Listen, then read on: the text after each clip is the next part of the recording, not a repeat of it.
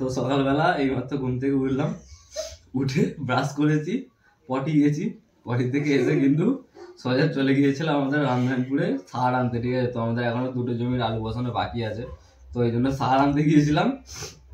সেই সার কিন্তু পেলাম না, ফিরে চলে এলাম বাড়িতে। আর এখন আমাদের ঘরে 2টো বড় বড় কুটুম এসছে। ঠিক আছে, একটা কুটুম এই দেখো ভিডিও করছে, আর একটা কুটুম হয় ওইখান থেকে উকি মারছে, পালিয়ে গেল, উকি মারছে। ঠিক আছে, তো গাইস আজকে সকালবেলা এই তো এত কিছু করলাম, আর আজকে সারাটা দিনে যা কিছু করবো সবকিছু কিন্তু আমার আজকের ব্লগে আমি তোমাদের সঙ্গে শেয়ার করবো। দেখতে দেখতে কিন্তু হয়ে গেল সন্ধ্যা, আর এখানে দেখো মা, এই দেখো এখানে এতগুলো পেঁয়াজ, এখানে এতগুলো পেঁয়াজ, এখানে কাঁচা লঙ্কা, এখানে টমেটো, এখানে ক্যাপসিকাম, সবকিছু কিন্তু কাটা হয়ে গেছে। আর আজকে কিন্তু গাইস আমাদের বাড়িতে সন্ধ্যাবেলা একটা খুব সুন্দর জিনিস হবে। আর তার সাথে এখানে দেখো বাপি বসে পড়েছে, পরোটা বেলছে, না পরোটা নয়, কি হবে এটা, পরোটাই হবে। আচ্ছা, তাহলে পরোটার জন্য এই দেখো এখানে লেচি করেই ফেলেছে, আর বাপি এই প্রথম মানে লেচিটাকে নিয়েছে। আর এখানে দেখো কড়ার মধ্যে তেল গরম করতে দেওয়া হয়ে গেছে। আর মাংসটা কই, এটা দেখলে আমাদের পরোটা তো হয়ে গেছে সব রেডি। আর এখানে দেখো সব কাটাকুটি যেমনটা দেখিয়েছিলাম। আর এইখানে দেখো আমাদের চিকেন কিন্তু ম্যারিনেট করে রাখাই ছিল। আর কোড়ার মধ্যে তেল তো গরম হচ্ছিল, তোমাদেরকে দেখিয়েছিলাম। তো পরোটাগুলো ভেজে নেওয়ার পর এখানেতে আমাদের চিকেনগুলো ভেজে নেওয়া হচ্ছে। আর এই দেখো এখানেতে চিকেনটাকে এরকমভাবে কর্নফ্লাওয়ার, তারপরে ডিম, তারপরে রসুন আরে কত কী সব দিয়ে এখানে ম্যারিনেট করে রাখা ছিল 1 ঘন্টা আগে থেকে। তো এগুলো ভাজা হোক, কী হচ্ছে তোমরা নিশ্চয়ই দেখে বুঝতেই পারছো। আজকে কিন্তু হতে চলেছে আমাদের চিলি চিকেন। ঠিক আছে, তো এই দেখো এখানে আমাদের যে ম্যারিনেট করে রাখা চিকেন ছিল সব চিকেন কিন্তু মা ভেজে ফেলেছে। এ দেখো পুরো কি সুন্দরভাবে লাল লাল করে একদম সুন্দর করে ভাজা হয়ে গেছে। আর এবার কিন্তু এর মধ্যে সব কিছু দিয়ে রান্না করার পালা।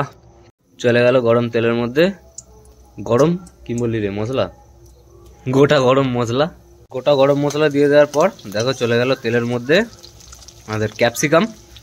তো এই দেখো ক্যাপসিকামগুলো একটু মোটামুটি ভাজা হয়ে গেলে তারপরে এই যে গোটা গোটা করে ছাড়িয়ে রাখা পেঁয়াজগুলোকে দিয়ে দিতে হবে। তো তারপরে এই দেখো আমাদের লেলু সাহাব সব দিয়ে দে, সব ঢাল, সব ঢেলে দে। হ্যাঁ সুন্দর, আমাদের সয়া সসটা আবার ভালো করে ঢাল, ব্যাস এঁটে দে, এঁটে দে। হ্যাঁ, আর এই যে আমাদের কিষান টমেটো সস সব, হ্যাঁ সব সব দিয়ে দাও। এই ভাই সস কোথায় গায়েব হয়ে গেল রে, টমেটো সস এটা কি রে, ফেল, হ্যাঁ সব ঢেলে দে সব, হ্যাঁ ব্যাস। বেশ কিছুক্ষণ নাড়াচাড়া করার পর দেখো আমাদের পেঁয়াজ আর ক্যাপসিকাম কিন্তু মোটামুটি বেশ হালকা হালকা ভালোই ভাজা হয়ে গেছে। আর তারপরে কিন্তু এই যে কেটে রাখা টমেটোগুলোকে দিয়ে দিতে হবে। আর এখানেতে দেখো 2টো সসকে ভালো করে এই যে বিখ্যাত ছুরিতে করে এরকম মিক্স করে নিয়েছি। তো টমেটোগুলো দিয়ে দেওয়ার পর এই দেখো এখানে আদা রসুনের পেস্ট, না শুধু রসুন,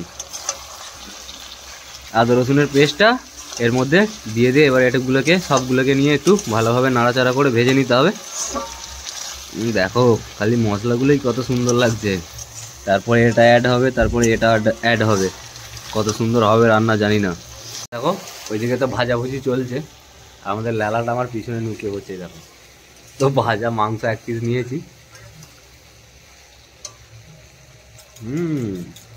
শুধু মাংস ভাজাতেই হেভি লাগছে। হ্যাঁ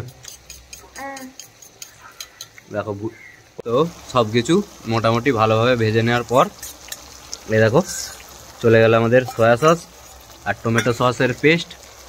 আর এবার কত সুন্দর হয়ে যাবে কালারটা, দেখো খালি পুরো চিলি চিকেনের যে মেন কালারটা আসে সেটা কিন্তু সম্পূর্ণই এটা থেকে আসে। ঠিক আছে, দেখো